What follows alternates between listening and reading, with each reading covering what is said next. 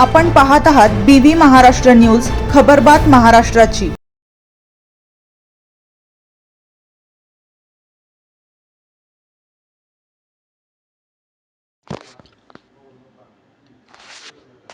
कांदा धोरण समिती तुपाशी, कवडीमोल दराने बाजार समितीत कांदा विकणारा शेतकरी मात्र उपाशी।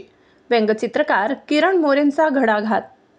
सटाणा, सध्या बाजार समितीमध्ये कांद्याचे दर कोसळून शेतकऱ्यांच्या घामाला मातीमोल भाव मिळत असताना राज्य सरकारने मोठा गाजावाजा करत कांदा धोरण समिती निर्माण केली व त्याची धुरा एकीकडे शेतकरी संघटनेचे पाईक असलेले पाशा पटेल यांच्याकडे सोपविली।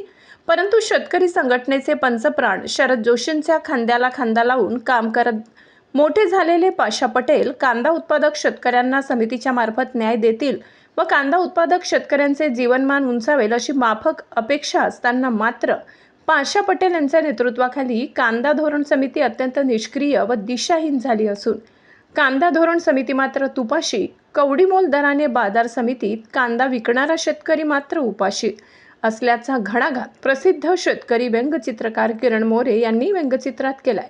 ते पुढे म्हणाले की बाजारात कांद्याचे दर कोसळून शेतकऱ्यांच्या घामाला मातीमोल भाव मिळत असताना राज्य शासनाने मोठा गाजावाजा करत स्थापन केलेली कांदा धोरण समिती नेमकी कुठे गायब झाली आहे व करते तरी काय?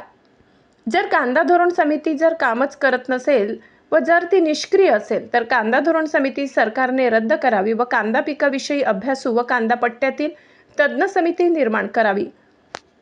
दुसरीकडे भारत अमेरिका संबंधांच्या नावाखाली करण्यात आलेल्या तथाकथित टॅरिफ कराराची गूढताही शेतकऱ्यांच्या चिंतेत भर घालत आहे। कांदा धोरण समितीची निष्क्रियता आणि आंतरराष्ट्रीय करारांच्या नावाखाली शेतकऱ्यांच्या हिताशी होणारी तडजोड या दोन्ही गोष्टी आज भारतीय शेतीला गंभीर संकटाच्या उंबरठ्यावर आणून उभ्या करत असताना मात्र कांदा धोरण समिती काय करते हा मोठा प्रश्न निर्माण झालाय। पणनचे संचालक डॉक्टर सुनील पवार यांच्या नेतृत्वाखाली कांदा धोरण समिती नेमण्यात आली होती। सुनील पवार यांनी राज्य सरकारला व केंद्र सरकारला कांद्याविषयी अनेक अभिप्राय पाठवले व सूचनाही केल्या। कांदा उत्पादक शेतकऱ्यांना अनुदान देण्यासंदर्भात सूचनाही त्यांनी केल्या होत्या, परंतु सरकारने मात्र त्यांच्या सूचनांची कोणतीही दखल घेतली नाही व पर्यायाने सरकारने कांदा उत्पादकांना मात्र वाऱ्यावर सोडले। परंतु शेतकरी संघटनेच्या मुशीत घडलेले पाशा पटेल यांच्या नेतृत्वाखाली कांदा धोरण समिती नेमण्यात आली, परंतु पाशा पटेल हे बांबू उत्पादनाचे प्रवर्तक असून ते कांदा पिकाबाबत उदासीन असल्यामुळे कांदा धोरण समिती निष्क्रिय व दिशाहीन झालेली आहे। तरी समिती योग्य काम करत नसल्यामुळे कांदा उत्पादकांचे प्रचंड नुकसान होत असून राज्य सरकारनेही कांदा धोरण समिती तात्काळ रद्द करावी व कांदा पट्ट्यातील तज्ञ अनुभवी अशा व्यक्तींकडे समितीचे अध्यक्षपद द्यावे व समितीचे सदस्य नेमावे, जेणेकरून कांदा उत्पादकांना न्याय मिळेल। BV न्यूज महाराष्ट्रासाठी संपादक विनायक इनामदार। शेतकरी व्यंगचित्रकार किरण मोरे। जेव्हा जेव्हा कांद्याचे थोडेफार बाजारभाव वाढले तर रात्रीतून निर्यात बंदी करणारे सरकार आणि ज्या वेळेस वर्षभर कांद्याचे बाजारभाव पडले तर शेतकऱ्यांना काही द्यायची वेळ आली तर समित्यांवर समित्या नेमणारे सरकार।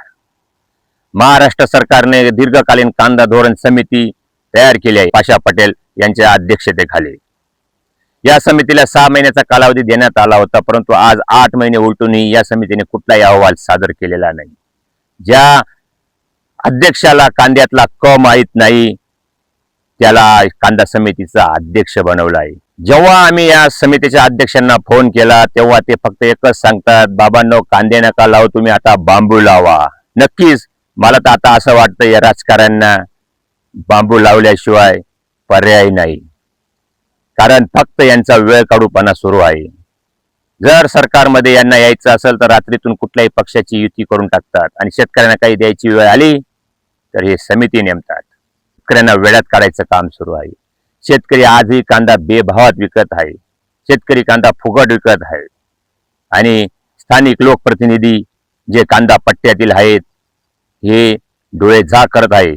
माझा थेट आरोप आहे यांच्यावर। का यांना माहित नाही का कांदा उत्पादन कसं होतं, कांदा रोजगार निर्मिती कशी होते, कांद्याची अर्थव्यवस्था काय यांना मांडता येत नाही का? समितीची काय गरज आहे?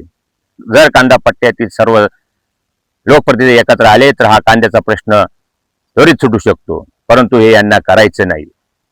यांना फक्त शेतकऱ्यांचे मत घ्यायचे आहेत।